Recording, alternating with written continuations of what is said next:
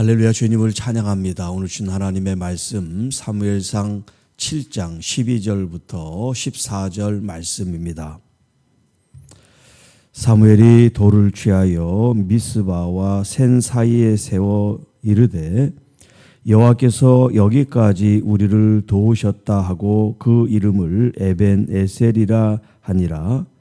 이에 블레셋 사람들이 굴복하여 다시는 이스라엘 지경 안에 들어오지 못하였으며 여호와의 손이 사무엘이 사는 날 동안에 블레셋 사람을 막으심에 블레셋 사람들이 이스라엘에게서 빼앗았던 성읍이 에그론부터 가드까지 이스라엘에게 회복되니 이스라엘이 그 사방 지역을 블레셋 사람들의 손에서 도로 찾았고 또 이스라엘과 아모리 사람 사이에 평화가 있었더라.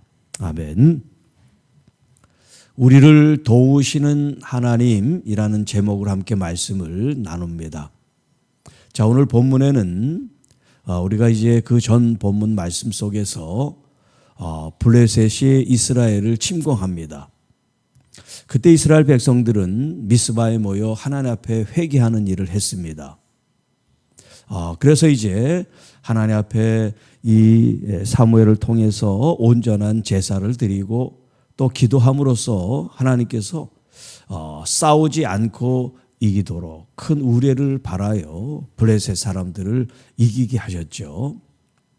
자, 그 본문에 이제 이어서 오늘 이제 12절 말씀이 주어졌는데, 자, 이렇게 이스라엘 백성들이 블레셋을 이긴 것을 기념해서 이제 그 기념비라고 하는 돌을 하나 세우는 이야기가 여기 이제 12절에 나옵니다.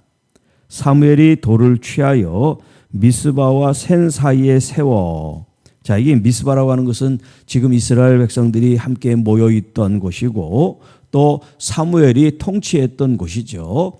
예루살렘에서부터 북방으로 한 13km 위에 있는 지역이라고 그랬어요. 그 미스바, 망대 파수꾼이라는 이름을 갖고 있는 이 미스바와 센 사이, 센이라고 하는 것은 그 11절에 보면 벳갈까지 이제 추격했다 그랬죠. 그 바로 옆에 있는 이 도시 이름이 이제 센이라는 곳인데 이 센이라는 이름은 치아 있죠, 이빨. 그런 이제 뜻이 있어요. 그래서 뾰족뾰족한 이제 그런 뜻이에요. 그러니까 이 센이라고 하는 이 지역에 그런 뾰족뾰족한 큰 돌들이 많이 그 주변에 있었대요. 그래서 미스바와 센 사이에 큰 돌을 하나 취했다. 이제 이런 얘기예요. 그래서 과거에는 전쟁이 이기면 그 전쟁을 이긴 승리를 기념하는 기념비를 세웠어요. 거기다가 이제 그 문구를 이제 적어가지고 돌을 보면 언제 어떤 일이 있었구나 하는 것들을 사람들이 기억할 수 있도록 만든 게 바로 이제 이 오늘 본문에 있는 에벤에셀이라고 하는 이 이름을 붙인 거예요. 자, 미스바와 센 사이에 돌을 세웠는데, 자, 이제 돌의 이름을 갖다 붙이기를 여호와께서 여기까지 우리를 도우셨다. 이런 의미를 가지고 그 돌 이름을 에벤에셀이라고 이제 지은 거예요. 여기 이제 에벤이란 말이 돌이란 뜻이에요. 돌. 그리고 그 뒤에 있는 에셀이 이게 이제 돕는다는 표현이에요.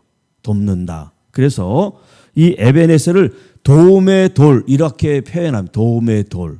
조금 풀어서 얘기하면 도움을 기념하는 돌. 하나님이 우리를 도우신 것을 기념하고 기억하는 돌입니다. 그래서 도움의 돌, 에벤에셀 이렇게 이제 이름을 붙였습니다. 그런데 이제 이 히브리 원어로 보면 우리는 에벤에셀이 한 단어로 이렇게 같이 되어 있잖아요. 그런데 히브리의 말에는 따로 떨어져 있어요. 에벤 하에제르 이렇게 되어 있어요. 여기 이제 에벤은 돌이라는 말은 뭐 똑같이 썼는데 뒤에 이제 에셀이라고 하는 말이 에제르라고 하는 말은 뭐냐면 돕는다. 이 말이 언제 처음 나오냐면 하나님께서 사람 아담을 만드시고 혼자 있는 것이 안 돼서 돕는 배필을 만드셨다 그럴 때 돕는이라고 할 때 그게 이제 에제르라고 하는 말을 써요. 에제르. 그런데 이 명사 앞에 정관사 더라고 하는 히브리 말로 에제르 이렇게 되어 있어요. 그러니까 그 도움, 전쟁에서 블레셋을 이겨 싸워서 이긴 그 도움, 그냥 도움이 아니에요. 도움이 뭐 많은 도움이 있겠지만 이 정관사 하라고 하는 말이 붙으면 바로 그 도움을 말하는 거예요. 어떤 도움? 블레셋을 이길 수 없는 이 이스라엘 사람들이 블레셋을 이겨가지고 뒤에 나옵니다만 땅을 다시 이제 차지하는, 회복하는 그런 이야기가 나와요. 그러니까 그냥 도움이 아니라 바로 그때 도우신 에셀, 그 도를 지금 말하는 거예요. 그러니까 이 에벤에셀 하면 여러분들이 이런 의미를 전혀 몰라요. 왜냐하면 여기 그런 설명들을 여러분들이 알 수가 없으니까. 그런데 그 원문을 보면 아주 의미 깊게 이 에제르르, 하나님이 바로 그때 도우셨지. 아하, 맞아. 그런 의미가 이 속에 담겨 있단 말이에요. 이 말은 좀 이따가 다시 한번 말씀을 드릴게요. 자, 이에 블레셋 사람들이 굴복하여, 이제 굴복했다는 것은 정복당했다는 거예요. 패배했잖아요, 전쟁에서.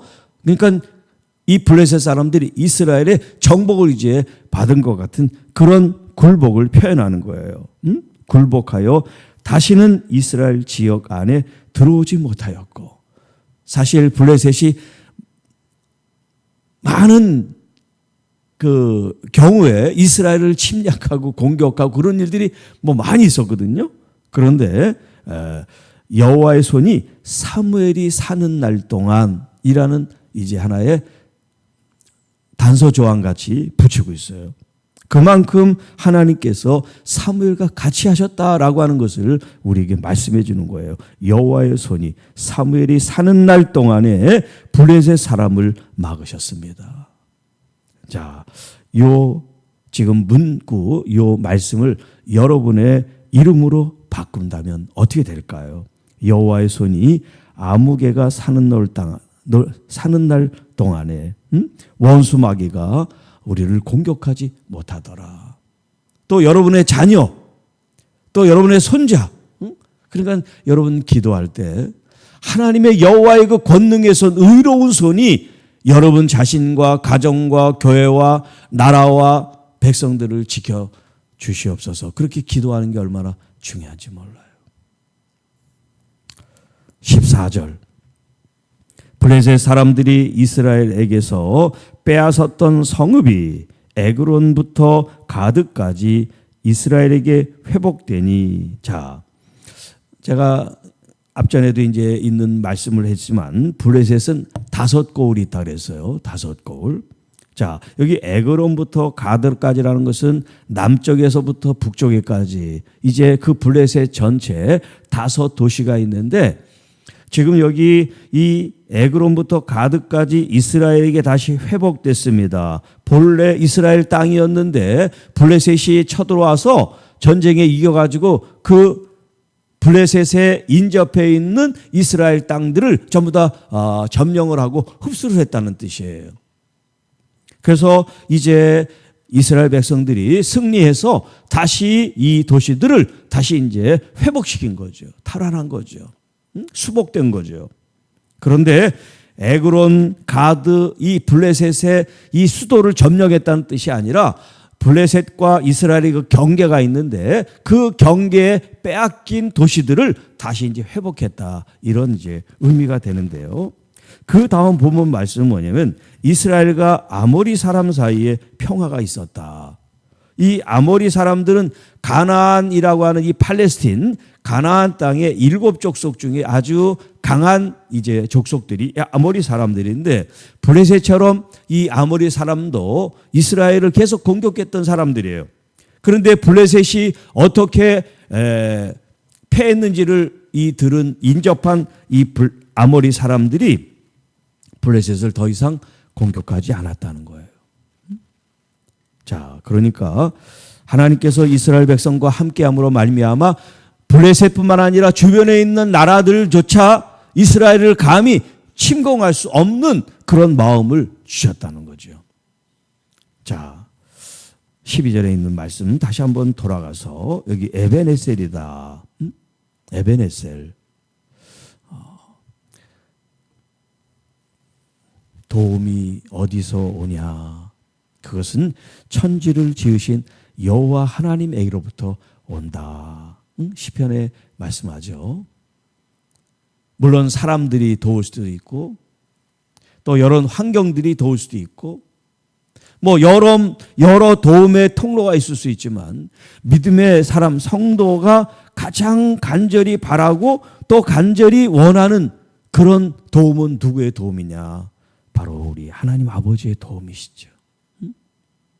우리를 믿음으로 이끄시는 성령님께서 우리를 날마다 도우시고 좋은 길로 이끄시고 또 하나님이 원하시는 그런 때에 우리를 도우시는데, 자, 여기 이 에벤에셀, 도움의 돌, 그 도움. 자, 여러분의 일생 가운데서도 하나님이 그때 나를 도우셨고 우리 교회를 도우셨고 우리 자녀들을 도우셨던 그 때가 있죠. 네, 바로 그 때. 사실 그 때를 우리가 이 정관사 덜을 붙이는 이것은 누가 해야 되는 거냐면 내가 하는 거예요. 하나님이 붙여주시는 게 아니라 누가 해야 되냐면 내가 해야 돼요. 왜냐하면 하나님이 도우셨는데 그 도움을 내가 잊어버리고 지나칠 수 있단 말이에요. 하나님이 도우셨는데 사람이 도운 줄 알거나 아니면 자기가 열심히 해서 그 일을 통과했거나 이렇게 우리가 생각할 수 있잖아요. 하나님이 도우셨는데. 그러니까 우리의 신앙생활, 우리의 일생 가운데 하나님이 도우신 그 도움이 수없이 많았어요, 사실은. 현재 오늘 내가 여기 서 있는 이 자체가 수많은 하나님의 그 도움이 있었던 거예요. 그런데 우리는 그 수많은 도움을 사실은 다 잊어버리고 그냥 생각나는 몇 번, 그때 하나님이 도우셨지, 이럴 수가 있단 말이에요. 자, 시간의 개념 속에 크로노스라는 시간이 있고 카이로스라는 시간이 있다 그랬죠. 이 크로노스 시간은 모든 사람들이 공평하게 갖고 있는 시간이에요. 모든 사람들이 다 24시간 하루 똑같은 시간이에요. 그런데 그 똑같은 시간도 정말 하나님을 의지하고 하나님을 믿고 하나님을 사모하고 하나님을 더 알기를 원하는 그 시간하고 흘러가는 시간은 질적으로 다르죠. 하나님을 정말 원하고 하나님의 도움을 구했던 그 마음이 하나님께서 역사하셔서 은혜를 베푸시고 응답을 주셨다면 그 시간이 카이로스가 되는 거예요. 아주 특별한 시간이죠. 아주 은혜의 시간이죠. 내가 건전받고 구원받은 때이죠. 마찬가지로 이 도움이란 말도 마찬가지예요. 여러분이 간절히 바라고 원하고 어떤 위기 상황, 어떤 아픔과 질병과 고난과 고통이 있을 때, 또 그러지 않는 때라 할지라도 하나님 항상 나와 함께 해주세요. 항상 도와주세요. 항상 하나님의 인도함을 받고 싶어요. 그런 마음으로 여러분이 신앙생활 했을 때 하나님이 여러분들을 무탈하게 아무 탈 없이 날마다 매 순간마다 평범하게 살 수 있는 이것도 하나님의 그 도우심으로 우리가 이렇게 평안 속에 있는 거죠. 그러니까 우리가 감사하지 않을 일이 없어요. 우리가 이렇게 새벽에 모여 하나님 앞에 예배드리고 기도하고 하나님 말씀을 받을 수 있다는 거, 이게 그냥 뭐 어제도 그랬고 오늘 그렇고 내일도 그럴 거야, 이렇게 평범하게 생각하면 그냥 흘러가는 시간이지만 주님 이 시간 너무나 소중합니다. 주님 말씀해 주셔서 너무나 감사합니다. 나 자신이 깨우침을 받게 하시고 변화되게 하시고 더 성장하게 하시고 더 성숙해서 정말 선한 영향력, 예수 그리스도의 그 선한 영향력을 나타낼 수 있는 하나님의 자녀가 되게 해주세요. 그런 교회와 우리 성도들이 되게 해주세요. 여러분, 그런 마음으로 우리가 기도하면 이 시간이 어느 때보다도 소중하고 어느 때보다도 귀중한 카이로스의 시간이고 주님의 도움을 받는 복된 시간이 될 줄로 믿습니다.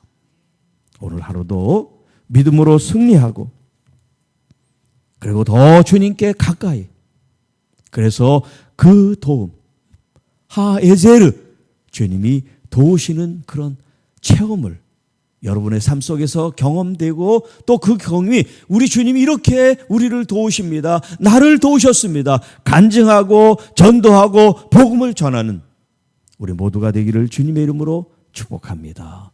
기도하겠습니다. 하나님 아버지 감사합니다. 우리는 연약합니다. 우리는 부족합니다. 그러기에 주님, 우리가 날마다 주님 앞에 더 가까이 가야 되고 더 주님의 말씀을 경청해야 되고 그 말씀을 먹어야 되고 그 말씀대로 순종할 수 있도록 성령 하나님 우리와 동행하시고 함께하시고 역사하여 주옵소서. 그래서 정말 하나님의 말씀으로 인한 선한 영향력, 선한 하나님의 이 거룩한 말씀의 뜻을 이루어드리고 또 열매를 맺어가는 하나님의 온전한 교회와 성도들이 될 수 있도록 함께 동행하여 주옵소서. 특별히 아픈 환우들 하나님 그들의 몸과 마음을 만져주시고 그들의 이 어렵고 힘든 이 기간이 정말 하나님을 더 뜨겁게 만나는 시간이 될 수 있도록 도와주시고 또 우리의 삶 속에 여러 가지 문제들, 아픔들, 상처들 또 고난과 고통을 우리가 기도로 말씀으로 우리 주님과 동행하며 승리하는 우리 모든 주의 자녀들이 되게 하옵소서. 이 모든 말씀 우리를 구원해 주신 우리 구주 예수님의 이름으로 간절히 기도하옵나이다. 아멘.